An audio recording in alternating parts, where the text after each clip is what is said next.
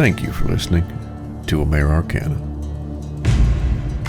Tales of mystery, strange creatures, and folk magic. From right here in America.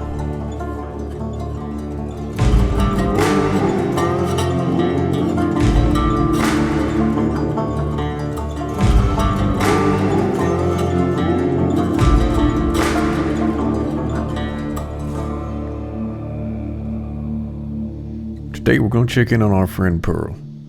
There's some trouble at Cranston's farm. Pearl pushed through the woods with a frantic grace. She'd been playing and working these hills all her life, and even at this ungodly hour she knew how to get where she was headed, and that whatever was waiting for her when she got there was not going to be good. She could hear the Cranston boy behind her stumbling to catch his breath. He was winded from making the trek to her cabin in the woods, and chances are, if she kept stopping to wait for him, his paw was as good as dead. The Cranston boy had arrived on her doorstep not 15 minutes beforehand. He was out of breath and his clothes were stained with blood. He kept chattering about his paw being hurt. Pearl grabbed her medical bag full of needles, thread, bandages, and ointments, along with a collection of herbs and salves that her Aunt Jody had taught her about when she was knee-high. Herbs and salves that in a pinch could bring a man back from the dead or send one to an early grave. Judging by the amount of blood on the Cranston boy's clothes, his paw was hurt real bad. In the time it took her to slip on some jeans, grab a bag, and head out the door, she'd picked up a few key words from the boy. Hurt, paw, real bad, barn, and bite. That last one was the one that stood out the most. It was delivered with an air of fear about it. She was not exactly sure what she was rushing into, but she knew time was of the essence. She moved with ease through the wood. Using an old technique her aunt had taught her, she cleared her mind and said a small prayer to the old man of the wood and let her body react to the world around her. She was not exactly sure how these old prayers worked, but she knew they did. Her body leapt and darted with a sure-footed precision that almost defied logic in the moonless night. She let the words of the prayer to that old spirit carry her like a leaf on the wind, as she made a habit of leaving a bowl of peach pits out for the old man of the wood after every rain, and the ancient hill spirit had never left her in times of need. And judging by the smell of blood on the wind, this was a time of need. It only took her 5 minutes to make the 15-minute run, and as she broke through the tree line and made her way across the Cranston family pasture, she could make out the flickering light of a lantern coming from the open door of the barn. Pearl dashed inside to find Albert Cranston crumpled in a corner. His chest had a few shallow gashes in it that looked like he had tangled with the business end of a pitchfork, and he had what looked like a bite in his left thigh that could only have been made by the biggest hunting dog that ever lived. Albert grimaced and tried to right himself as he saw Pearl approach. "Ma'am," he said. The word looked like it took a lot out of him. "Mr. Cranston?" Pearl responded, dropping to her knees and grabbing a few clean rags from her bag to start applying pressure to the leg wound. It seemed far more severe than the ones on his chest. "You're looking a little worse for wear this evening. Mind telling me how you got into this predicament?"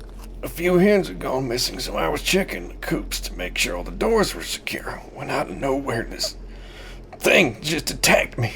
Pearl nodded to show she was listening as she worked to bandage Mr. Cranston's leg. "What was it that got you, Mr. Cranston? Bite's too big to be a hound."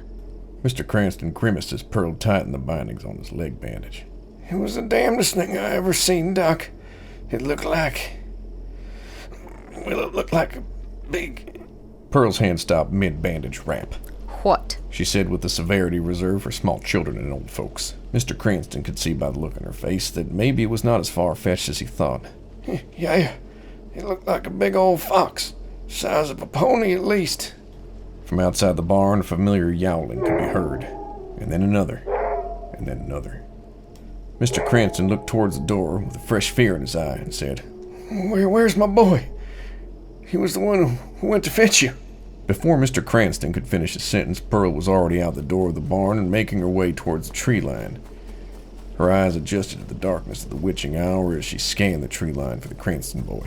The Cranston boy burst from the tree line of the property, screaming as he ran towards Pearl. As she ran towards the Cranston boy, Pearl said, "Get to the barn," with a matter-of-factness that seemed out of place for the danger they were in. As the Cranston boy rushed past her, Pearl saw the thing move from the tree line. It was the size of a small pony, and stalked with the gait of a predator closing in on an easy meal. Its amber eyes focused in on Pearl, and the smell of Mr. Cranston's blood on her made it quicken its pace as it loped towards her. The words of the healing waves were not the only thing her Aunt Jody had taught her. As Pearl watched the large shape moving towards her, she spoke a prayer to the thing in Jasper's cave. An old spirit, her aunt said, listened to anyone who uttered its name. She felt the sickly feeling of the old spirit welling up around her, and she smelled the familiar tinge of rot in the night wind.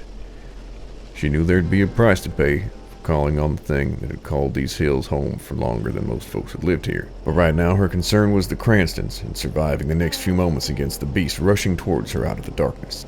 The creature looked like a fox the size of a pony, its mouth full of razor-sharp teeth and its fur the color of autumn leaves.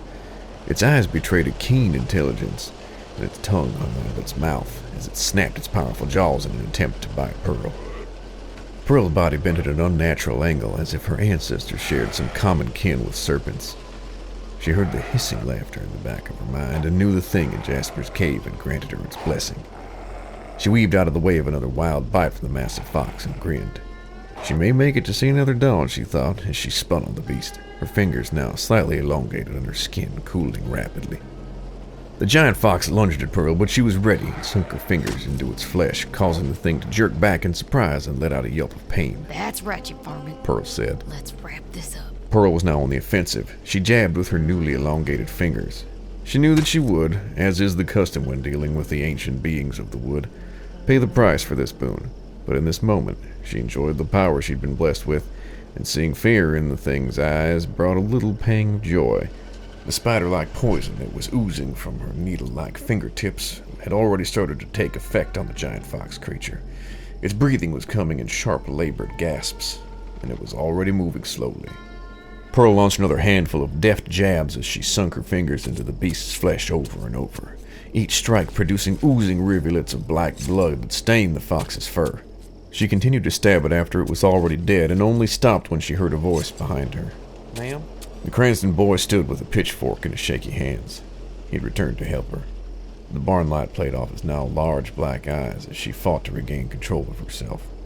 Once the old spirits took hold of you, it was easy to forget where their will ended and yours began. Are you okay? The Cranston boy looked scared. He grew up in the hills, but this far down mountain it was rare to see the things that prowled the wild or hollows. It's fine, boy. Pearl said. Go tend to your paw. Get him inside and make sure he keeps that leg elevated. Yes, ma'am. The Cranston boy said, relieved to be dismissed as he was not sure what scared him more now, the giant fox or the young granny witch who had just killed it with her bare hands. Hands that looked more like those of a creature from nightmares than those that had tended his father's wounds mere moments earlier. As the Cranston boy made his way back to the barn to assist his father, he knew he would never forget this night, no matter how hard he tried.